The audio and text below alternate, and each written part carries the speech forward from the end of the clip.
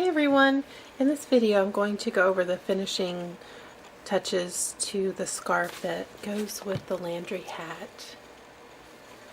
So with the hat, I wanted the scarf to complement it with the same stitches plus one little extra touch. The body of the scarf is the same as the body of the hat, and then the edges here, which will be where the fringe goes, if you want to use fringe, is going to match the brim.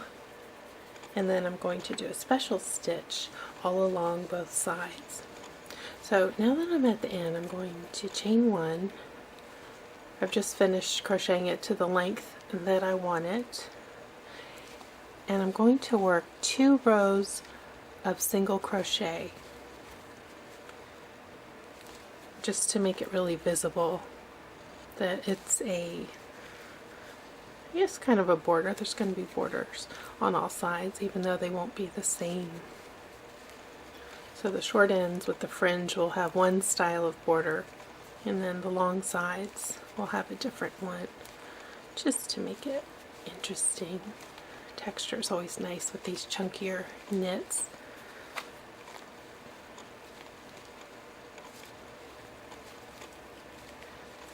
Right. I didn't make mine too wide. I don't live in a cold climate, but I do have some cold days during the winter that I certainly enjoy having a scarf.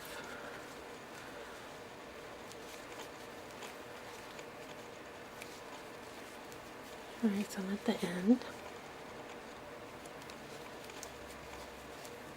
Chain one and turn and just go back. So instead of going back and doing that special stitch, you'll do just regular single crochet.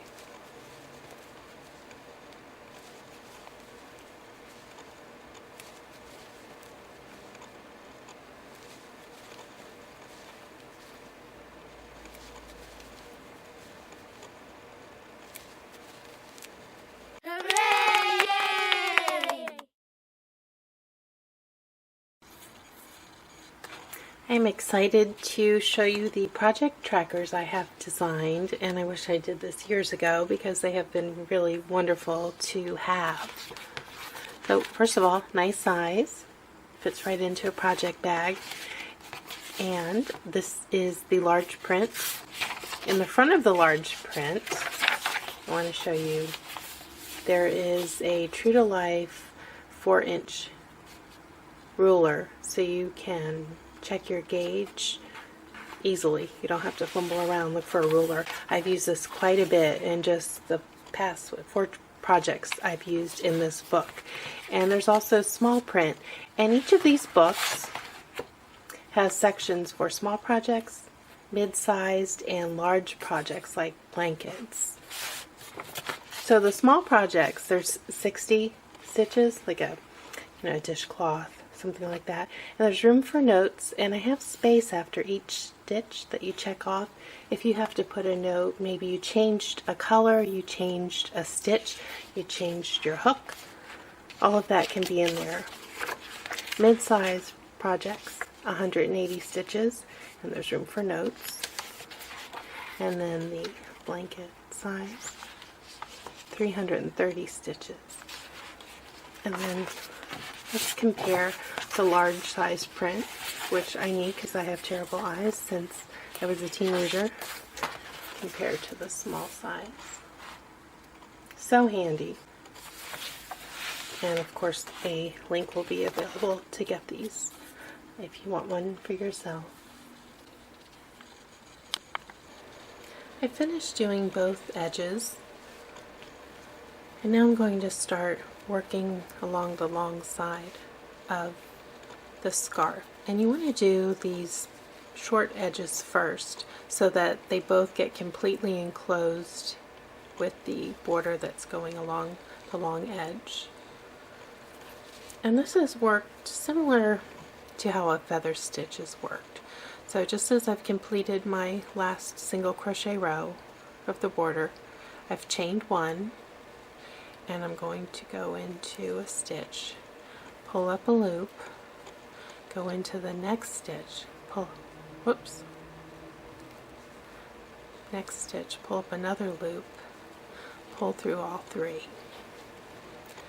Then the last stitch I went into here, this one, going to go in there, pull up a loop, go into the next stitch, pull up a loop, and pull through all three. Keep your stitches kind of loose, otherwise this will pucker and you don't want that. Alright, go back into that last stitch, pull up a loop, go into the next one, pull up a loop, pull through all three. I'll do a couple more, show you how it's looking. The last stitch I was in, and the next one, pull up a loop, pull through all three. It's giving kind of a braided look, very subtle, but it's still distinctive. Alright, so I'm going to continue this and I'll see you back at the other end. I finished the edging on one side. Let me put my hook back in there so it doesn't come apart. I just want to show you how different it looks, more polished. So this is the side I just worked, and this is the unworked side. And then you'll see on the wrong side that there's a little bit of texture because that special stitch, because it overlaps, it creates a little bit of a bump. So even if you do have it on the wrong side, it won't look unsightly, but this side is so much prettier. Alright, let me finish this side and then I'll show you how I do the tassels. And I attached the fringe to one side already to show you how it looks. And there's different ways to do fringe, but I generally do mine this way. I'll show you right now how I do it. And also you can see the other side of the edge is done. I'm happy with how that looks. And also, I'm sure you've noticed when you work with your yarn that it looks a little all over the place with regard to how straight it is when it comes right off the ball and you make fringe. So what I'll do when I get this done is I will wet it and hang it overnight so that gravity can pull these straight while they dry. Alright, so working on the same side because the fringe knot will look different if it's done from the other side. So I'm working from the right side, and let me show you. The way I'm knotting it on the right side looks like this. And if you've seen my Four Seasons pocket shawl, I do it this way also, but I have this side exposed and it looks like an inverted heart. So it's also a nice look, and you do it how you like it. So what I've done, I've wrapped several strands around a CD case. You can use your phone, whatever gives you the length that you want. And then, you know, it's a circle, and then you just cut the bottom, and that will release the strands to an even size. And I line them up. Oh, this yarn does not look good. I'm not going to use those. So I'm doing 2 strands. That'll be 4 hanging when I loop it through. Line them up. Get an even length. And they don't have to be perfect, but so you have as little waste as possible. Take a crochet hook and I start at one end, and I'm doing how mine looks. If you like how it looks, I do 1 stitch apart, so there's a unworked stitch. If you like a really full look to your fringe, certainly do it that way. And this is the end. I've knotted it from doing the seam. I'm not going to weave it in. I'm going to make it part of the fringe. So this end fringe will have just 1 extra strand in it. Alright, so I pull it through. Kind of like making a slip knot. Check my ends, see if they're close enough in size, and pull through. Make it snug. You see the other side looks like the inverted heart. This it looks a little crooked because it's got the that free end in there. But of course you can weave yours in if you prefer to do that. Okay, so I'm going to skip this stitch and then go into the next one. Loop that yarn, check the length, pull through, and then double check again. The length is even. Sometimes when you pull it through, it can get crooked. That's a quick fix. And snug it up there. Okay, and then you just do that all the way across, and the scarf is done.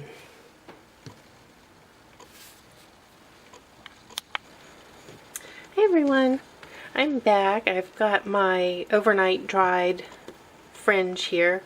I wet it down and hung it over the shower rod to straighten these fringe pieces of yarn. So now I'm going to trim them so that they're even. And for that I'm using a ruler, smooth everything out, and get the ruler, and then I'll just take the sharp scissors and trim down